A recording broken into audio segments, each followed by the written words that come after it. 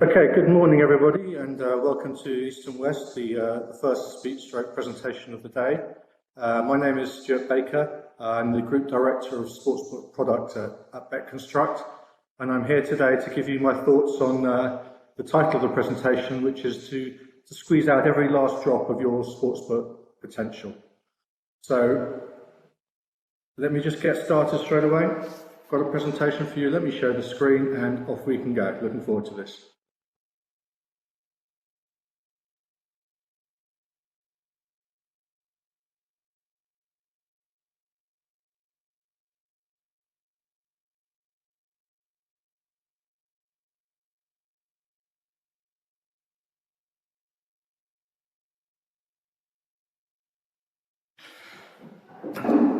Okay, hope everyone can see the presentation, and let me start. So, as I said, the title is Squeeze Out Every Last Drop of Your Sportsbook Potential, and I've pulled together a few of my thoughts on this subject. I'll be honest with you, it's not rocket science, but sometimes it's the simple things that are missed, things that are hiding in plain sight. I hope that if by the end of this presentation I've started to make you think, even just a little bit, then I feel it's been worthwhile. So, here goes.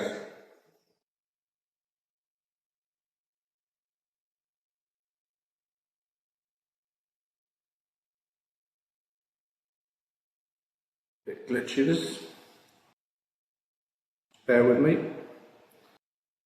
Okay, you may notice by my accent that I'm British, and I'm very keen on sport and on the Olympics in general.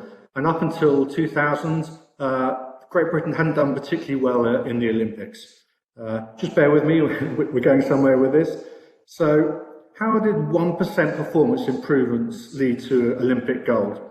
Let me just read this to you. It's in small text here. When Sir Dave Brailsford became head of British cycling in 2002, the team had almost no record of success. British cycling had only won a single gold medal in its 76-year history. That quickly changed under Sir Dave's leadership. At the 2008 Beijing Olympics, his squad won 7 out of 10 gold medals available in track cycling, and they matched the achievement at the London Olympics 4 years later. Sir Dave, a former professional cycler who holds an MBA, applied a theory of marginal gains to cycling. He gambled that if the team broke down everything that they could think of that goes into competing on a bike and then improved each element by 1%, they would achieve a significant aggregated increase in performance. However, just as you can actually squeeze every last drop out of, as you can't actually squeeze every last drop out of an orange, so too you can't make the perfect sportsbook. There's no such thing. But by constantly looking to improve in every area, you'll get closer than you are now.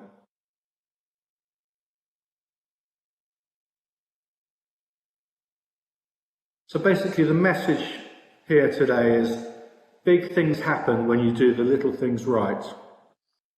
As you can see here, there's a nice big globe of the world made out of Lego. Each little bit may seem insignificant. Put them all together and you're getting somewhere.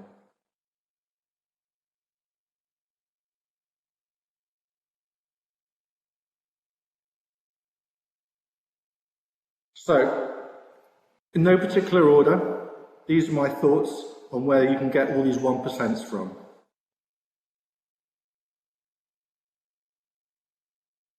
Let's start with content management.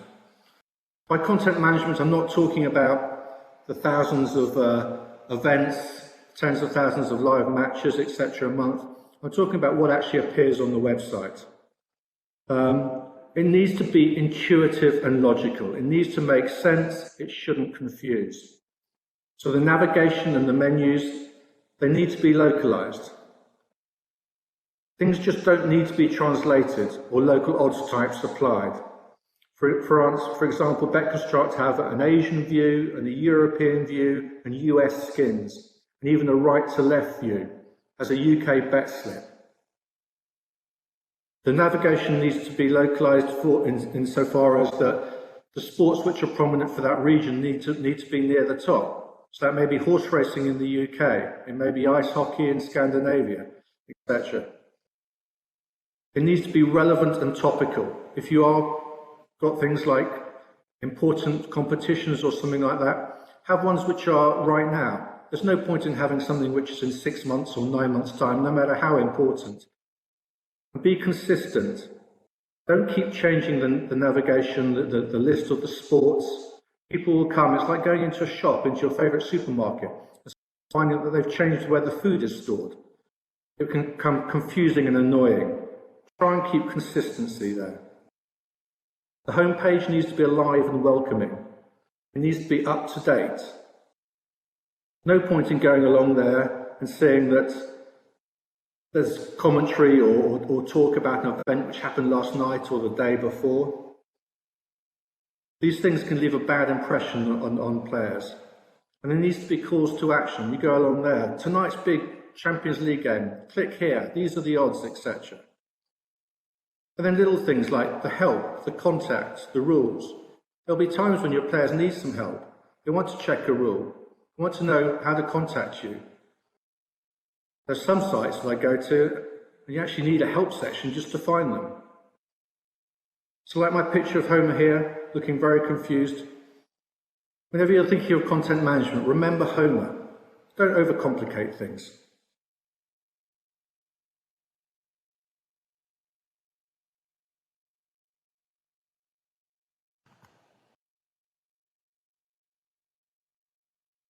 Sorry, just bear with me.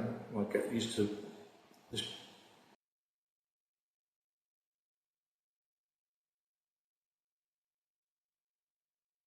Okay. Translations. You can see on the right here, Kentucky Fried Chicken.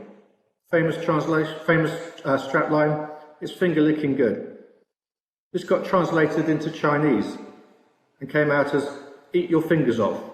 Probably not the best message they wanted to convey to their customers over there.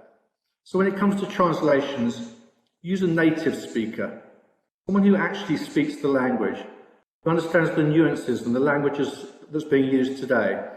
Someone who's learnt it from a textbook may use stuff which is out of date. It's also important to use someone who understands betting. There's terminology that doesn't always translate well. Cash out, bet, return, all these sorts of things. And they're not translated by someone who understands the industry. They can come across as very strange translations. And you should take localization seriously.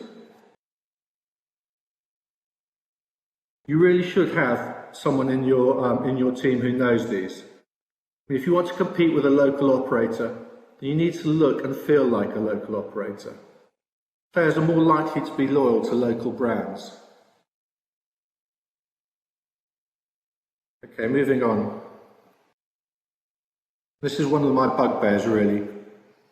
UI and UX are not the same thing. UI, user interface, UX, user experience. There must be times when you call up a bank or a company, you get through to an automated service, a computer. Please press option 1 for this. Please press option 3 for that. Option 2 for this. You just want to speak to someone. You keep getting sent around the options.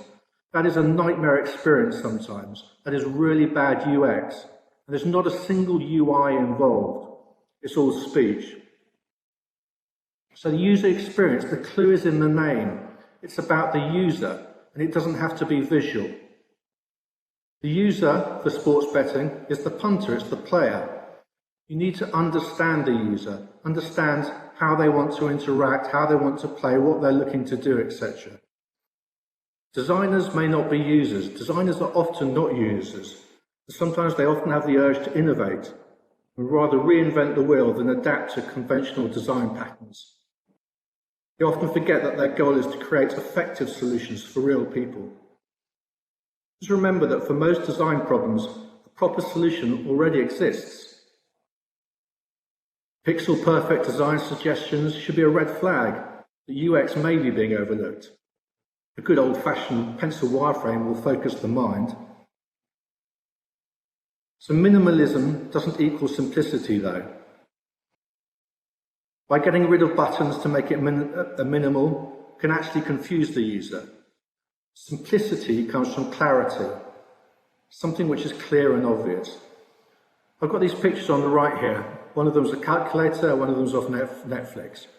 The calculator, the UI is not that impressive, but I'll tell you something, it's easy to use, you know what you're doing, and the experience of using that cannot be faulted. The reason I got Netflix there is I'll tell you a little story. I remember a time, I can't remember exactly the product, but I'd drawn some wireframes for it from pencil and I gave it to a designer to mock up. And they came back with these beautifully designed, pixel perfect designs. But the screens were slightly different to what I suggested. So I said, why have you done it like that? He goes, well, Netflix used that. And they're really popular. I said, well, wait a minute. What about the user? He said, oh, you're the expert on that. And I said, yeah. And I suggested this other way. Anyway, our moral of the story there is you've got to understand the user. And yes, take elements and take designs from other websites, from other industries, but make them relevant to the user that you want to do. And lastly, usability testing. It's very simple, very easy for someone who's designing a screen or designing a process to get too close, to get lost in it. They know what they're doing, they know their way around. Usability testing is really important. And minimal is better than nothing. Even get a colleague, come and have a look at this, what do you think? Find your way around. You don't need to go to too expensive usability testings, etc. The message here really is don't try and be too clever. Just make it work.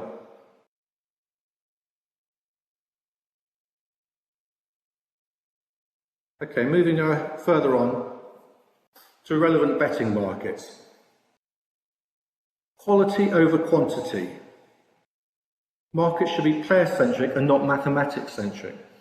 But what I mean by that is that markets should be relevant to the player, not relevant to the maths. I mean, with algorithms these days, there are thousands of mathematical probabilities to come up with all sorts of markets derived from key inputs, etc. But just because you can produce the markets, it doesn't mean that they can be interesting to the players. I mean, there's an abundance of events to bet on. For example, here at BetConstruct, we offer hundreds of betting markets. Just because they're on offer doesn't mean you have to take them as a partner. Some will be familiar to some countries and alien to others. I mean, we power over 300 sportsbook globally. As a partner, choose the ones that make sense to your players. There's no need to take everything. They need to be easy to find. You need to have the popular markets in a prominent place. There have been times when, for instance, I go to Odds Checker and I find something which is interesting to bet on, and I'll go to a bookmaker's site. And then I can't find it. I'm searching all over the site for it, and I know they've got it, but I can't find it. You need to make things easy to find.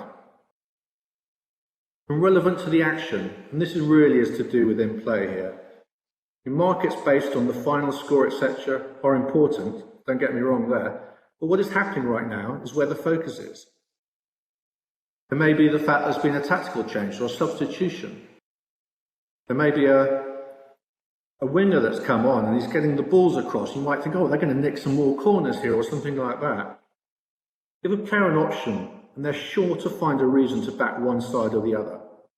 I mean, it's a bit like Black Friday. You get shown something that until then you didn't realise you needed. Put a market up there, next corner or something like that, and the players will think, okay, I may not know what the result of the game is going to be, but I've got an opinion here. But finally, simplicity is better. You have the data as an operator, and you know what is popular and relevant. Don't crowd the page with lots of unnecessary markets. 95% of the bets will come from, say, 5% of the markets. Don't let those 5% get lost in a crowded page. Okay, moving forward. And the availability of betting markets.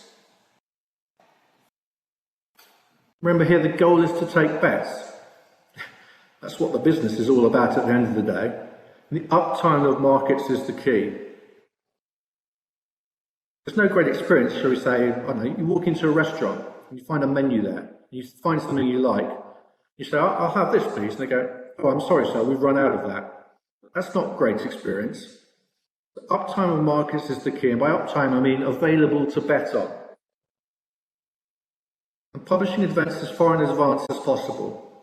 I know there's an inherent risk with that, there's less information known, but you can have smaller limits, 2, 3, 4, 5, 6 days betting limits in front of before the event. But there'll be talking points, there'll be team news, there'll be talking points from the previous match.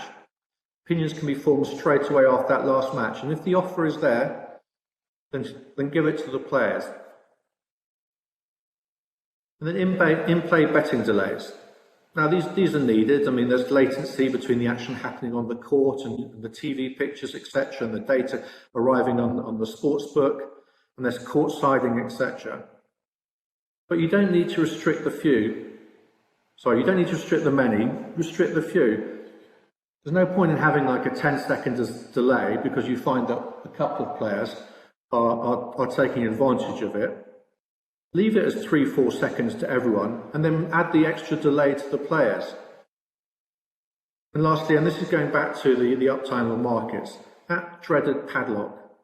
You see down below, betting on this game, first half, 0-0, 22 minutes gone, nothing available. Get the algorithms working to the last minute, the last point, the down. And use experienced in-play traders, traders who know when they need to suspend a market, when they don't need to suspend markets.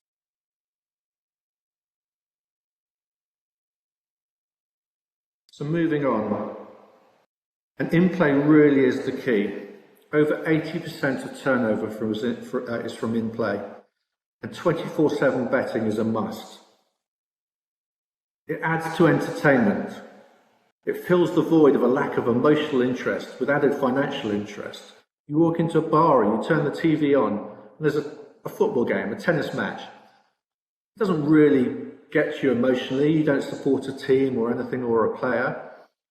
If you can have a financial interest on it, especially with your mobile, your second screen next to you, then it will give you some added value, some extra entertainment for the match.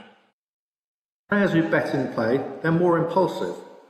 There's less time for critical thought. There's that winger running up that's just come on, making the crosses in. Bang! Thought comes there. More corners. Let's place a bet. It's often based on a snapshot of the match. You only may be seeing 2-3 minutes. You're thinking, these odds are wrong. I mean, this team's all over the other team. There are stronger feelings of confidence from in-play. You're actually seeing it happen. You've got every bit of much information as the traders have got. And then there's the immediacy of results. You don't have to wait till the weekend or the next day to get paid out.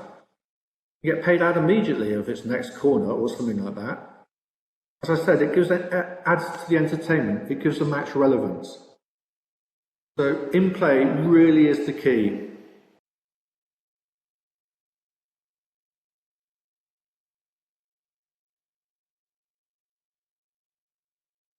So remember that in-play is an experience, is part of the entertainment. You need to have a specific in-play section.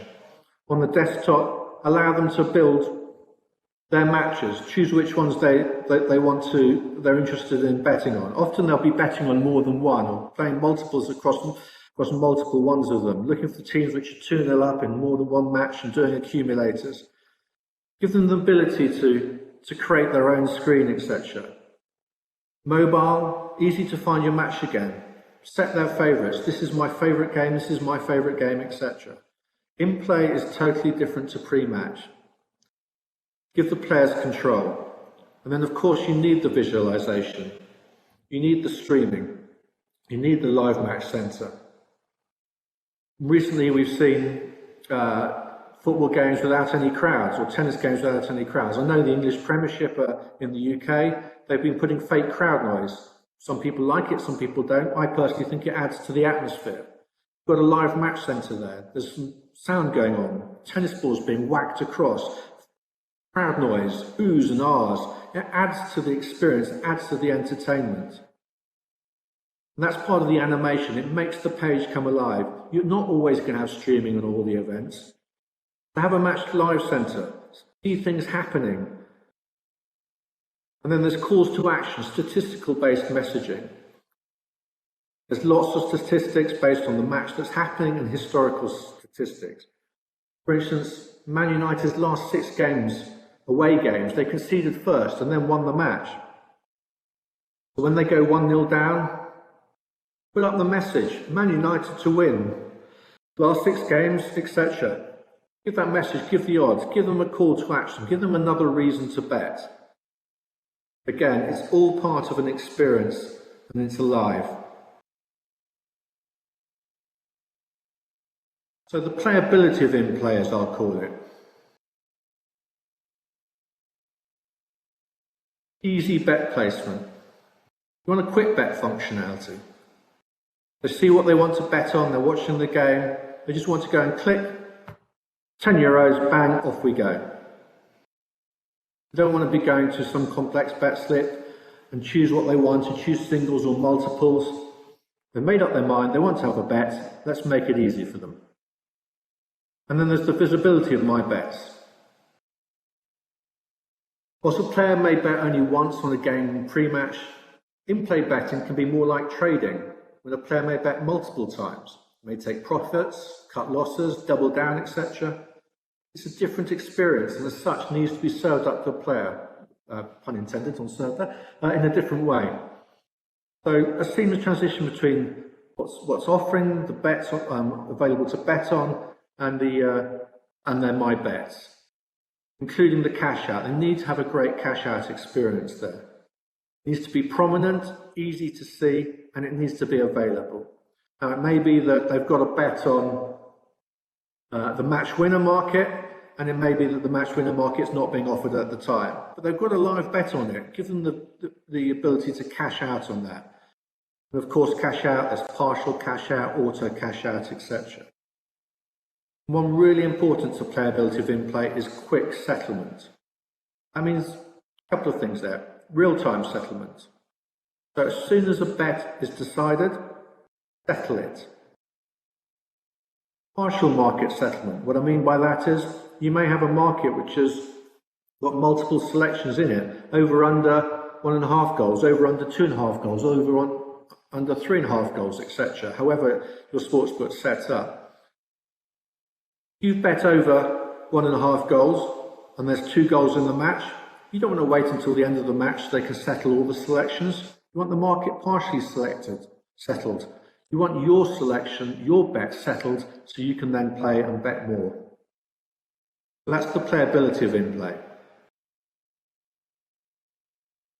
Now, as I said, in-play, very important, about 80%. But don't neglect pre-match. 20% of turnover is on pre-match, but 80% of the leakage. You're giving away a lot of revenue by not paying attention to pre-match. Pre-match numbers can be easily ignored. You just look at headline figures. Turnover yesterday, this amount. Take this amount. Margin this amount. This month, this year, etc. And in that will be just a small percent. 20% of it will be turnover from pre-match.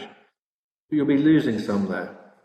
The reason is that it's less algorithm-based. It's more information-based. Team news, weather news, etc.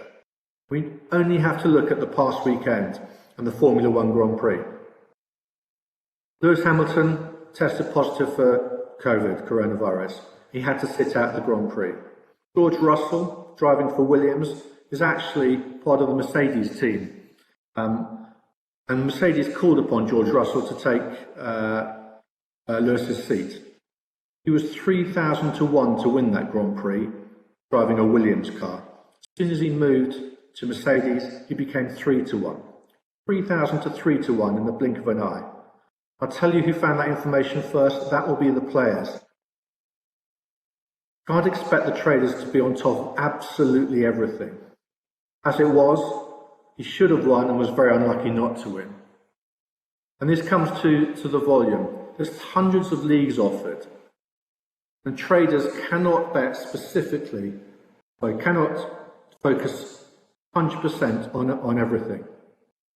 There's a professional gambler called Tony Ansell, bets from the UK. His real speciality is lower league Scottish football. He goes to the nth degree. He looks at the financial statements of the clubs. He works out which ones are in danger financially, which ones have got a cash flow, which ones will be able to pay for better players, etc. And that goes into his model. You can't expect traders to be able to look at that level of detail of every single league on offer. So you need to be careful, because there'll be people out there who are focusing on that. They're not betting in play, they're betting on pre-match. And outright betting can often be neglected. I mean, team player news can have big impact. Grand Prix being an example. Say Messi gets injured or something like that. And the constant re-rating of player teams. Just have to look back at the 2015-16 season. Famously, Leicester City, 5,001 in places to win the league at the beginning. They were top at Christmas, top of the league at Christmas, and they were still 10-1. And then what happened? A couple of drawn matches, 2 draws from 3 games, and the bookmakers pushed them out to 33-1. They just could not see Leicester winning it. It wasn't until the end of January when they finally went to single figures. You need to constantly re-rate teams. There's no point in starting at the beginning of a season, beginning of a competition, saying this is my rating for the team, and then as they win or they lose, slightly change the odds. You need to continually go back and have a look. This is where all the leakage comes from. There are professionals out there not betting in play, they're betting pre-match, and they're focusing on this. You need to take care of pre-match. So it comes to understanding your players. You need to focus on the betting behaviour. P&L is important, but it could be secondary. When did they place the bet? Was it the last minute? Was it days in advance? What sort of bets are they placing? Singles? Multiples? The odds taken. Are the odds shortening, getting less and lower for the game after they've played the game? Are they best price? Are there lots of rejected bets? Are they betting the max? You need to understand how a player is betting, what a player is like. Yes, P&L is important, but first impressions may not count. A player may be winning, but they may be placing dreadful bets. They've got an accumulator that's come in. A player may lose their first 10 bets. Good players may win at first. Your bad players, your shrewd players, will have losing bets. You need to understand who they are. And when it comes to shrewd players, don't necessarily drive them away. Don't try and close their account or set them to 0.01. They're actually a source of information that could be useful for them. Let them have a bet, but use that information to help you set odds, etc. So we're talking about that. And at BetConstruct, we've got a product called BetCloud, which is a unique product, and it's all to do with sharing liquidity. What it is that you have a network of operators sitting on the BetConstruct platform, and they all contribute bets into the BetCloud. So, as an operator, I can say, okay, these are my bet limits. I'll take up to lose 10,000 on this match, etc. Any stakes above that, any liability above that, I want those bets put into the cloud. Now, there may be another operator saying, I'm willing to take extra liability on this because we have more knowledge on that, it's more local leads to us like that, so we'll take some liquidity. And then they can take the risk on that. So you can share unwanted stakes. You yourself can take additional turnover from other operators out there. So basically, you can increase the bet limits to your players. You can keep your VIPs happy. They may be playing loads and loads on the casino. You want to keep them there, but they want to have large bets. You may not be happy in taking those large stakes, but you can have these increased bet limits with no added risk. There are all these different options to be able to keep your players happy. Mobile. So good you say it 3 times. Mobile, mobile, mobile. 80% of bets are placed on mobile. This is absolutely key. It should not be secondary. It really should be thought as the primary focus for you. Mobile is a different experience. It's not just a mobile version of the desktop. Of course, there's web, iOS, Android. But you need to understand how the players are working on it. And mobile does not mean on the go. It doesn't mean that you're running around, you're on a bus, you're walking between meetings, you're in a lift, etc. Second screening is by far most popular. People sitting in front of a TV with their mobile on. It is an experience which you need to understand the player, and you've got to get the usability right. Mobile expectations are high. Experience from other industries. They're used to banking, social media, music video streaming, getting taxis, etc. They're used to a really good experience on their mobile. They do most of their life on their mobile.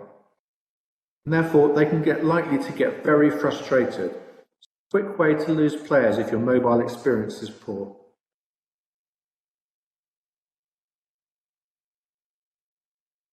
So, ka-ching. That's the sound of you being paid out, the slot machine paying out. Result, settle, pay out.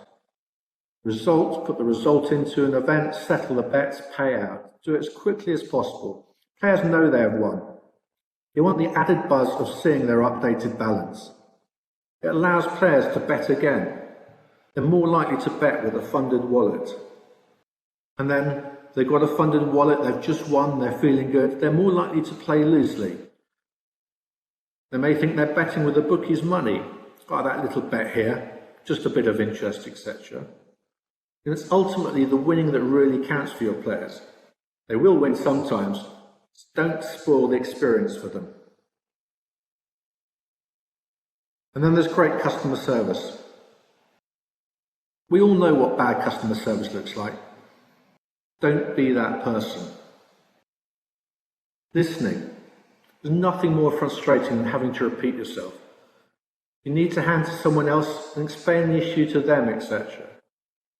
And understanding. Understanding is about knowing their issue, understanding what is the problem. Whereas empathizing, equally important, is feeling their pain. If you can't empathize, you can't understand how important it is to them. Individual, you need to treat them as an individual. You need to understand, this comes against the empathizing, what they're going through and going that extra mile for them. Apologizing. There's nothing better to phone up customer service, you've got a problem, and they apologize. You immediately know, okay, that they're listening, they understand. They're saying yes sometimes. I phone up and say, oh, I want this to happen. And the customer service operator says, okay, I hear you, yes, we can do that. That can, wow, take you back a bit, and suddenly you've got a positive experience from what you thought was a negative experience. And following up, again, it shows you care. Giving more than expected can turn a negative into a positive feeling. The feeling after a positive customer service experience is like that of a winning bet. Turn it into your advantage.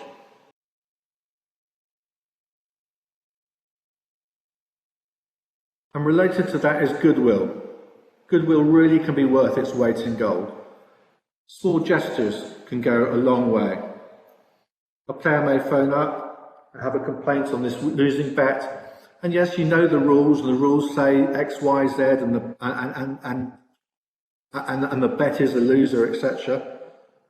But just take each one on individual merit. Look at the player, understand it, and there may be times in the short term, rules are there to be broken, and that includes your own sports rules. You don't always need to follow them exactly. Sometimes it's better to take a small hit there and then. Remember, CRM is about the long game. Players have long memories. Make them positive ones. Remember the power of word of mouth. You want players to keep telling about good experience to other people, not bad experiences. Loyalty. Loyalty points, absolutely everywhere these days, be it supermarket cards, frequent flyer programs, free coffees, free taxi rides, etc. Everyone's trying to give them that extra reason to choose them. Rewarding loyalty is becoming an entitlement now, if it's not already one. So you need to look at rewarding loyalty. Everyone likes a freebie, but nobody's impressed with a gimmick. So make it worth their while. Make it a decent free bet or a decent bonus money or something like that. But these days, as I said, loyalty really is becoming an entitlement. And you need to look at being part of that. So let's go to introducing competitions. This is really about gamification. Gamification is a buzzword that's been around a long time. It's everywhere, and you maybe don't realize it. LinkedIn contacts, for instance. Most people are on LinkedIn. Is there an actual useful reason to know exactly how many contacts you have? Not really, but it may want you to have more contacts, or more contacts than so-and-so, etc. Same with Instagram likes, Twitter followers. Do you really want to know how many Twitter followers you've got? It may be useful if you're an influencer or something like that. And then wearable fitness items, cycling tracking, etc. Everything is a competition these days. And what a competition does is you add some competition to an existing behaviour to increase the behaviour. And punters, you've got them, they're betters, they're competitive by nature. Have competitions which are weekly, daily, hourly. Drive the traffic back. You can give bonus money, free bet prizes. In the long run, they shouldn't cost you that much money. Free bets, bonus, lead to carefree betting. So bring some competition to it. Promotions as well, regular promotions. Yeah, monthly giveaway. It's Christmas time now, 12 days of Christmas, an advent calendar there. Open each one each day to give a promotion, a midweek bonanza when things might be quieter, a happy hour, regular time during a quiet time in the late afternoon maybe. You want to make visits part of the player's routine.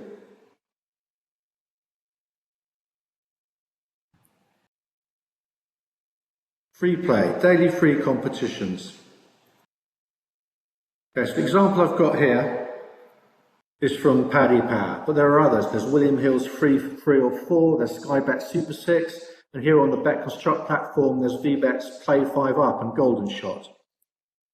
But this one is a good example. It's very simple, and it requires regular logins to play multiple times a day.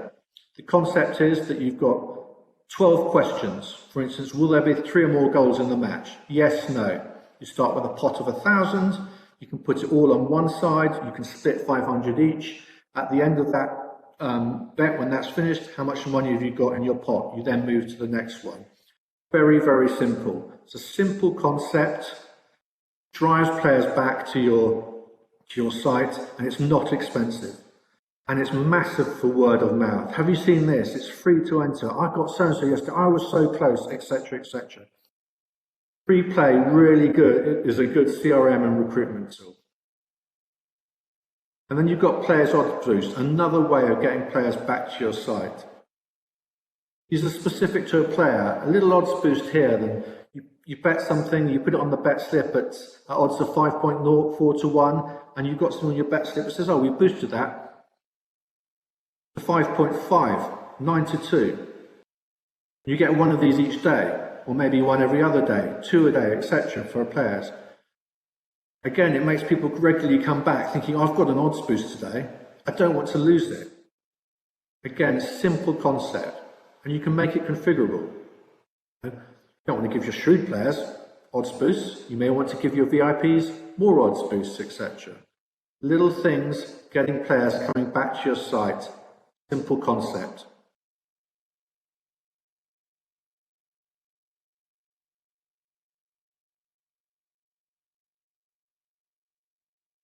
Okay, social.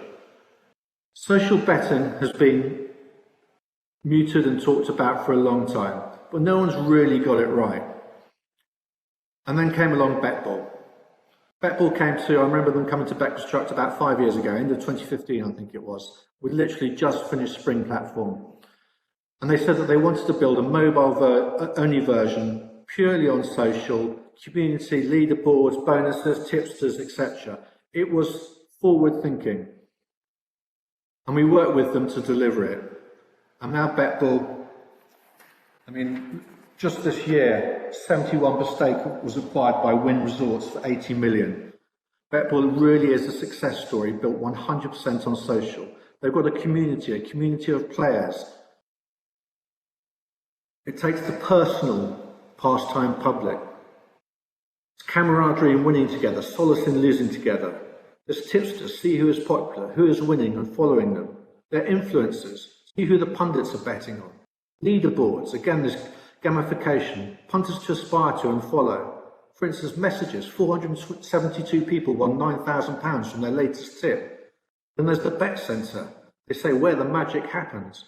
The players can hang out whilst the bet is running, chat to fellow punters, cheer on the goals, laud the tipsters, etc. And then there's odds boosts. A Wheel of Fortune, for instance, total odds boosted 15%. Their straight line is never bet alone. For something which was like a solitary pastime for betting, they really have got social done correctly. And it's not the only way of doing social. There's a guy called Andy Robson. He's a punter, he likes to have tips. And he works on Twitter. So he's got a community of over 330,000 people on there. Again, betting community. And he runs it on an affiliate business. He has agreements with the bookmakers where he'll go out there and say, I want to tip this, will you give me extra odds? And he has ways of getting the bet slip already pre-populated. Everyone likes a winning tip. You just need to follow him to see examples of what's going on. Press like so you get the next tip. Players sharing their winning tickets. They feel part of an exclusive club. Again, it's word of mouth. So these last two examples show that social can work. The key is building a betting community. Just adding the ability to share bets on an existing social media is missing the key ingredient of having a relevant community. Okay, moving further forward.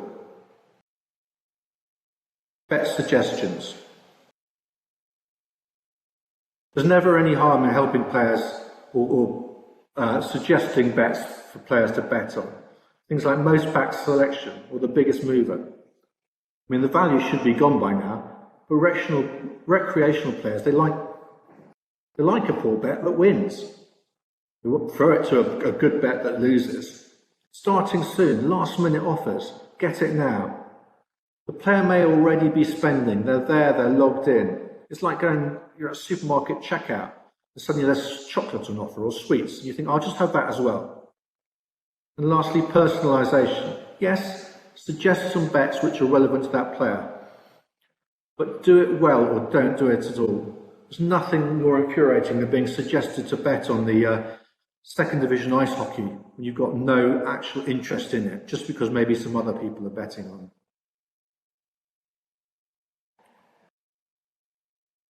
So getting towards the end now, and esports. Esports, we know all about it, is growing massively. But you need to understand one fundamental thing. Esports is not just another sport. Don't think that you can just take anyone and get them to run your esports department. Don't take someone and teach them esports. Get an esports fanatic and teach them betting. You need rich content. Obviously, you need the streaming, the Twitch, you need the articles, and then localization is important as well. Again, this will come from someone who is a fanatic about esports. They'll know that, for instance, League of Legends is very popular in Asia, but in Europe it's Call of Duty. If you're going to do esports, take it seriously. It's not just another sport. It doesn't just appear. It needs its own area within the website.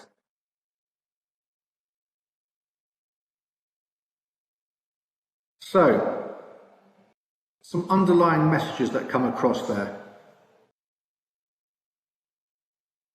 And this is one slide where I think I really don't need to say anything. I'll leave it up there for a bit longer for those who are half listening and not following the slides.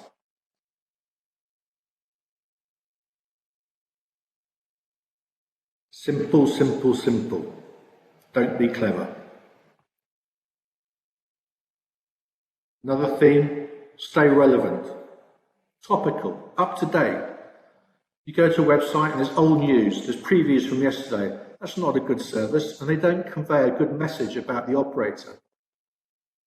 If they're not taking care in that department, where else are they not taking care? And relevant, again, there's no point in highlighting horse racing from Plumpton to your Asian players, or kabaddi to your Nordic players, or even bandy to your UK players. Irrelevance can be a turn-off. It shows no attention to detail and it can actually harm the brand. And then daily routine. Talk about getting players coming back to your site. When you first check your phone in the morning, do you have a routine? Maybe emails, news, Facebook, etc. When you first log onto your PC, do you always fire up your email first, or your Slack or Skype? Build into the daily routine something for your players to do. To check what bonus they've got, to check that they've got their odds boost, to check to see what the first question is on the beat the drop, etc. Word of mouth, again, really, really important. The best endorsement is by word of mouth. But you've got to give the players the right reason to tell their friends. Don't give them the wrong reasons. Just as much as it can really promote your operation, promote your site, it can actually be detrimental if they've got bad things to say.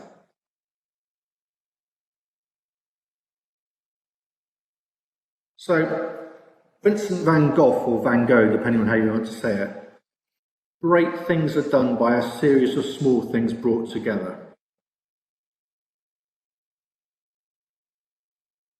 Just leave that there, take that in for a while. Nearly finished, guys.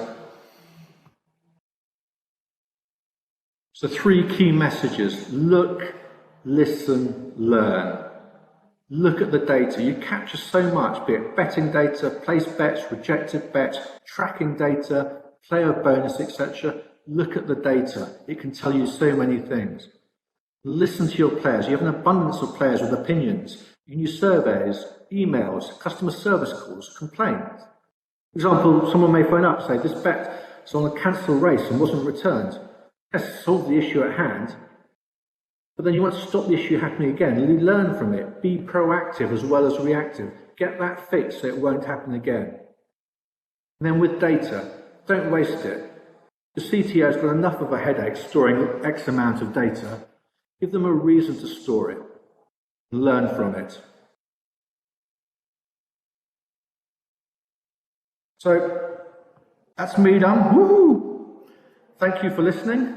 And if there are any questions, I think we've got a few minutes left. Let me work out how to close down this presentation, and then let's go. Thank you for listening. Just bear with me a second.